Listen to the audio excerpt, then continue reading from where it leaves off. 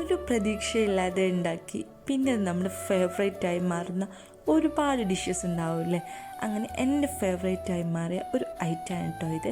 അതിനായിട്ട് chicken cut ചെയ്തിട്ടുണ്ട്. അതിലേക്ക് മുളക് പൊടി, മഞ്ഞൾപ്പൊടി, കുരുമുളക്, ആവശ്യത്തിനുള്ള ഉപ്പ്, കുറച്ച് തൈരൂടെ ചേർത്തിട്ട് നമുക്കത് മിക്സ് ചെയ്യാം.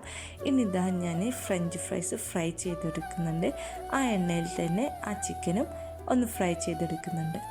ഇനി നമുക്ക് സോസ് ഉണ്ടാക്കാം. അതിനായിട്ട് ഒരു ജാറിലേക്ക് കുറച്ച് വെളുത്തുള്ളി, പാല്, തക്കാളിയുടെ സോസ്, ചില്ലി ഫ്ലെക്സ്, കുറച്ച് വിനീഗർ, ആവശ്യത്തിനുള്ള ഉപ്പ്, സൺഫ്ലവർ ഓയിൽ ഒഴിച്ച് നമുക്കത് അരച്ചെടുക്കാം.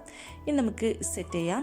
അതിനായിട്ട് ആദ്യം ഞാൻ ഫ്രഞ്ച് ഫ്രൈസ്, അതിൻ്റെ മുകളിൽ ചിക്കന്, എന്നിട്ട് അതിൻ്റെ മുകളിൽ സോസ് നല്ലതുപോലെ സ്പ്രെഡ് ചെയ്യുന്നുണ്ട്.